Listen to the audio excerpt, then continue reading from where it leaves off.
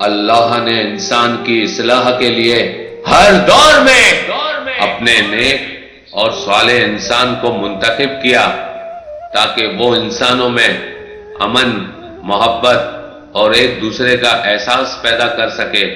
تو ویسے ہی اللہ نے اپنے نبی صالح علیہ السلام کو قوم سمود کے لیے نبی بنا کے بھیجا، لیکن افسوس جیسے ہی اللہ کے نبی قوم سمود کو اللہ کے دین کی طرف بلانے لگے تو وہ ہنس ہنس کے مذاق اڑاتے رہے اور کہنے لگے، اے صالح، اگر تو واقعی اللہ کا نبی ہے تو اس پہاڑ سے اونٹنی نکال کے دکھا جو اس پورے شہر کو دودھ پلائے۔ تو بس جیسے ہی یہ سنا گیا، اللہ کے نبی صالح علیہ السلام نے ہاتھوں کو بلند کیا اور اللہ کے دربار میں دعا کی کہ اے اللہ، شاید یہ لوگ تیرے اس معجزے کو دیکھ کے ایمان لے آئے۔ میرے اللہ، ان لوگوں کو پہاڑ سے اونٹنی نکال کے دکھا۔ جیسے ہی اللہ کے نبی نے یہ دعا کی تو پہاڑ کو چیر کے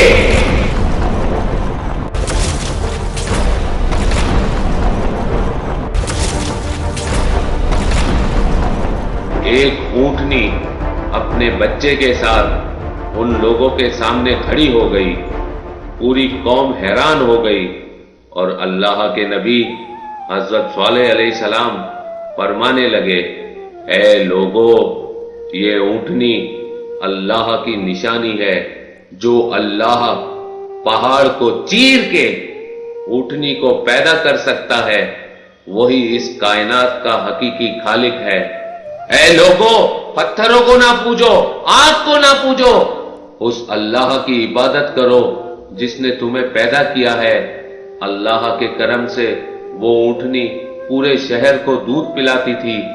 اللہ کے نبی صالح علیہ السلام نے فرمایا، اے لوگو، جو ساتھ میں چشمہ ہے، اس کا پانی ایک دن تم پیو اور دوسرے دن یہ اونٹنی پیے گی جو تمہیں دودھ دیتی ہے۔ سب نے تسلیم کیا اور لوگ ایک دن چشمے کا پانی پیتے تھے اور دوسرے دن اونٹنی کا دودھ۔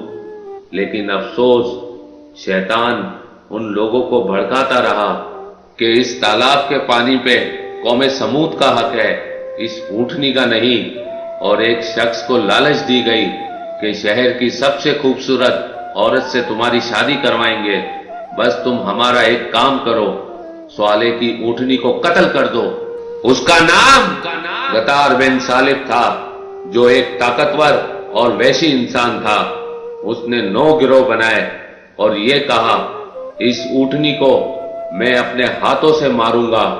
اللہ کے نبی حضرت صالح علیہ السلام پوری قوم کو سمجھاتے رہے، اللہ سے ڈرو، یہ اونٹنی اللہ کی نشانی ہے، ایک دوسرے کا احساس کرو، ہوس، لالچ اور نفسانی خواہشات سے مبرہ ہو کے دوسرے کے لیے جینا سیکھو۔ لیکن افسوس، وہ سب ان باتوں کو مذاق سمجھتے تھے۔ بالآخر ایک دن غطار بن سالب نے اللہ کی نشانی اس اونٹنی کے چاروں پاؤں بے دردی سے کاٹ دیے اور پورا شہر تماشا دیکھتا رہا اور بڑی ہی بے رحمانہ طریقے سے اس اونٹنی کو مار دیا۔ پورا شہر خوشیاں منانے لگا کہ ہم نے صالح کی اللہ کی اونٹنی کو مار دیا، اور سب کہنے لگے، اے صالح، اگر تیرا اللہ واقعی سچا ہے تو کہہ دے ہم پہ عذاب لائے۔ تو بس اللہ کے نبی صالح علیہ السلام نے فرمایا، 3 دن میں اللہ کا عذاب آنے والا ہے۔ جو پتھروں کے گھر تم بنا کے رہتے ہو، وہی گھر تم پہ گریں گے اور تم پہ نار ہو جاؤ گے۔ سب ہنستے رہے، مذاق اڑاتے رہے، اور ان میں سے 9 لوگ یہ سازش بنانے لگے کہ صالح اور اس کے خاندان کو قتل کر دیتے ہیں۔ بس جیسے ہی وہ لوگ اللہ کے نبی کو قتل کرنے کے لیے گئے تو آسمان سے ایک پتھر ان لوگوں پہ آ گرا اور وہ سب کے سب بے نار ہو گئے، اور یہیں سے عذاب کی شروعات اس قوم پہ ہو گئی۔ اتنے میں پوری قوم کے چہرے سیاہ ہو گئے اور آسمان سے آگ برسنے لگی اور زمین ہلنے لگی۔ اللہ کے نبی صالح علیہ السلام اور وہ لوگ جو صالح علیہ السلام پہ ایمان لے آئے، ان کے علاوہ سب کے سب فی النار ہو گئے، اور یوں ان سارے ظلم کرنے والوں کو اللہ نے زمین میں ہی دفنا دیا۔ اللہ کے نبی حضرت صالح علیہ السلام اپنے قوم کے لوگوں کی لاشوں کو دیکھ کے آنکھوں کو نم کر کے فرمانے لگے، کاش تم لوگ ایک دوسرے کا احساس کرتے تو آج اس طرح رسوا نہ ہوتے۔ افسوس ہے کہ تم نے اپنی دنیا اور آخرت دونوں کو تباہ کر دیا۔ میں تمہارے لیے حق کا پیغام لایا تھا، لیکن افسوس تم لوگ حق کے پیغام لانے والے کو پسند نہیں کرتے۔ اس قوم کے آثار آج بھی موجود ہیں۔ مدینہ پاک کے شمال مغرب میں ان کے گھر موجود ہے۔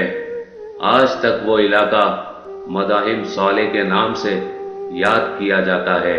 پھر آپ ایمان لانے والوں کے ساتھ فلسطین کے علاقے رملہ میں آ کے رہنے لگے اور باقی کی زندگی وہیں گزاری، اور وہیں سے آپ نے دارالفنا سے دارالبقا کی طرف کوچ کر لیا۔ سلام ہو اللہ کا پیغام عام کرنے والے اللہ کے نبی حضرت صالح علیہ السلام پر۔